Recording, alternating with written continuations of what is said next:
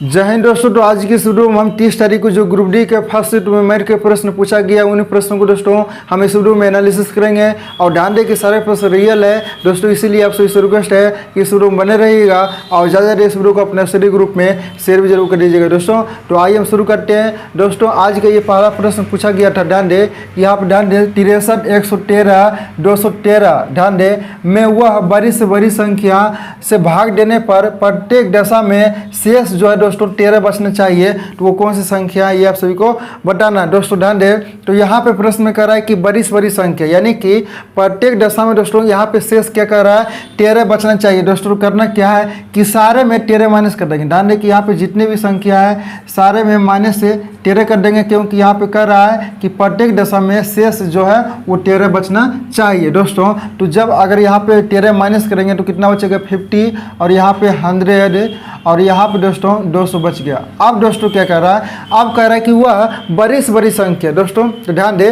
तो बड़ी से बड़ी संख्या कह रहा है, इसका मतलब क्या कि HCF निकालना। ध्यान दे अगर छोटी से छोटी संख्या काटा तो हम HCF निकालते हैं, लेकिन यहाँ पे कह रहा है बड़ी से बड़ी संख्या है दोस्तों। तो यहाँ पे निकालना क्या है HCF है। अब 50 से 100 और 200 का HCF दोस्तों तो आपको आसान है। यहाँ पे करना क्या है कि डिफरेंस यानी कि 50 और 100 का डिफरेंस कितना है 50 का। तो आप देखेंगे क्या ये 50 से सारे संख्या डिवाइड हो रहा है दोस्तों। ध्यान दे तो 50 से अगर देखा जाए तो सारे संख्या डिवाइड हो रहा है, यानी कि इस प्रश्न का जो आंसर होगा वो कितना होगा तो 50 होगा।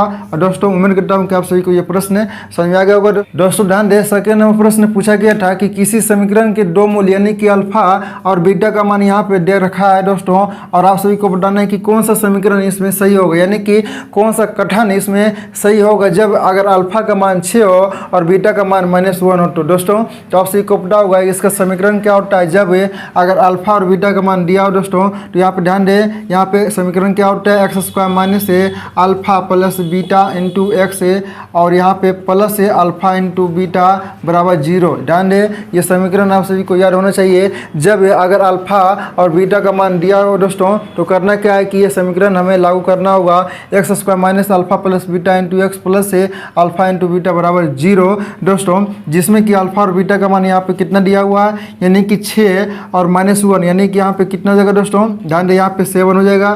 ध्यान दे यहाँ पे -7 हो जाएगा। यहाँ पे ध्यान दे अब यहाँ पे क्या करना है यहाँ पे दोस्तों यहाँ पे यानी कि यहाँ पे 7x और प्लस है अल्फा इंटू बीटा का मान कितना है 6 और -1 करेंगे तो यहाँ पे कितना होगा -6 ही होगा, यानी कि बराबर 0। हम कह सकते हैं कि x² माइनस 7x माइनस 6 है किस ऑप्शन में है, तो हमारा ऑप्शन नंबर दे सकते हो कि ऑप्शन नंबर सी में दिया हुआ, यानी कि ऑप्शन नंबर सी हमारा इस प्रश्न का सही आंसर हो जाएगा दोस्तों। ध्यान दे अगला प्रश्न जो पूछा गया पूछा गया है साधारण ब्याज से संबंधित प्रश्न दोस्तों। यहाँ पे ध्यान दे कि समय दिया हुआ 3 वर्ष और ऐसा यानी कि यहाँ पे साधारण ब्याज दिया हुआ है 1500 और पी का मान दिया हुआ है 5000 और आप सभी को आर का मान बताना है, यानी कि रेट ऑफ इंटरेस्ट जो है दोस्तों जो दर है ये आप सभी को बताना है दोस्तों। ध्यान दे यहाँ पे साधारण ब्याज का फॉर्मूला क्या होता है आप सभी को पता होगा कि ऐसा यानी कि साधारण ब्याज बराबर होता है मूलधन गुने दर गुने समय और बटे 100 होता है दोस्तों।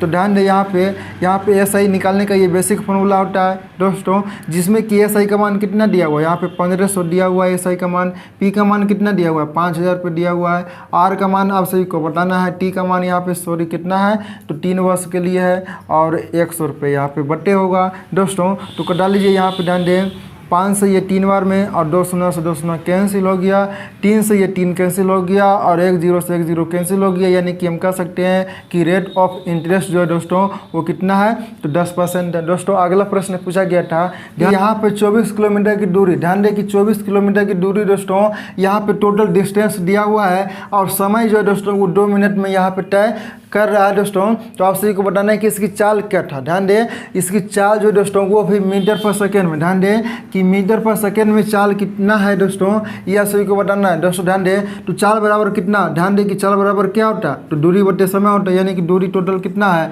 तो 24। ध्यान दें कि 24 किलोमीटर की दूरी है और समय कितना लग रहा है 2 मिनट दोस्तों। इसे कन्वर्ट करना है हमें मीटर पर सेकेंड में, यानी कि गुना करना होगा 5/18 से। ध्यान दें 2 से ये 12 बार में दोस्तों 6 दूनी 12 हो गया है, 6 तिया 18 हो गया, यानी कि कह सकते हैं 5 दूनी 10 बटे कितना आ गया तो 3 आ गया। इसे कैलकुलेशन कीजिएगा दोस्तों। तो 10/3 मीटर पर सेकेंड हम कह सकते हैं दोस्तों। यही प्रश्न पूछ रहा था। अगला प्रश्न क्या दोस्तों, ध्यान दे। अगला प्रश्न दोस्तों ध्यान दे कि यहाँ पे पिता और पुत्र की यहाँ पे आयु का अनुपात दिया हुआ। ध्यान दे यहाँ पे ध्यान दे, पिता और पुत्र की आयु का अनुपात दिया हुआ है। कितना दिया हुआ, तो 6:4। ध्यान दे कि यहाँ पे पिता हो गया, ध्यान दे यहाँ पे पिता और यहाँ पे यानी कि हम कह सकते हैं फादर और यहाँ पे सन। दोस्तों ध्यान दे यहाँ पे ध्यान दे कि पिता और पुत्र की आयु का अनुपात दिया हुआ है 6:4। ठीक है। उसके बाद दोस्तों ध्यान दे कि 6 वर्ष बाद की इसकी आयु का अनुपात दिया हुआ है फादर और सन का।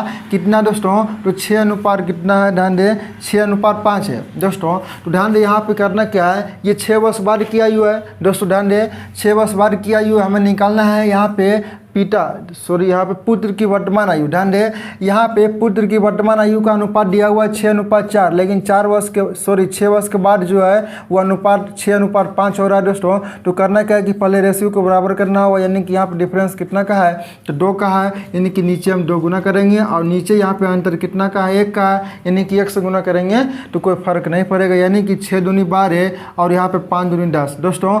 अब यहाँ पे डिफरेंस कितना का है, 6 का है, यानी कि 6 रेशियो बराबर कितना है 6, यानी कि 6 वर्ष बाद की आयु कितना है 6, तो यानी कि 1 का मान 1 आ गया। तो अब कह रहा है कि यहाँ पे ध्यान दे कि पुत्र का वर्तमान आयु, यानी कि दोस्तों पुत्र का जो है ना वर्तमान आयु वो 4 वर्ष ही होगा। ध्यान दे कि पुत्र का वर्तमान आयु वो 4 वर्ष ही होगा। और यहाँ क्योंकि यहाँ पे 1 रेशियो का मान 1 ही है दोस्तों, तो 1 से गुना करेंगे 4 में तो वो 4 ही रहेगा दोस्तों। तो ये प्रश्न पूछा गया था, ये हमारा दोस्तों 5 नंबर प्रश्न था दोस्तों। अगला प्रश्न पूछा गया है, ध्यान दे कि गोले के ध्यान दे कि पृष्ठीय क्षेत्रफल दिया हुआ। ध्यान दे अगला प्रश्न दोस्तों क्या है, ध्यान दे यहाँ पे गोले का पृष्ठीय क्षेत्रफल क्या होता है, आप सभी को पता होगा। यहाँ पे इसका मान दिया हुआ है 64 पा, यानी कि गोले का पृष्ठीय क्षेत्रफल का मान दिया हुआ है 64 पा दोस्तों। तो गोले का यहाँ पे ध्यान दे यहाँ पे निकालना क्या, त्रिज्या, यानी कि आर का मान हम सभी को निकालना है दोस्तों। ध्यान दे यहाँ पे गोले का यहाँ पे ध्यान दे पृष्ठीय क्षेत्रफल क्या होता है दोस्तों, ध्यान दे 4πr² और इसके बराबर दिया हुआ है 64 पा, जिसमें कि आर का मान हम सभी को निकालना है दोस्तों। ध्यान दे तो पाई से पाई कैंसिल हो गया और 4 से दोस्तों ध्यान दे 16 चौका 64 हो गया, यानी कि r² का मान कितना है 16। तो आप सभी लोग जान सकते हैं कि आर का मान कितना होगा, तो 4 होगा, यानी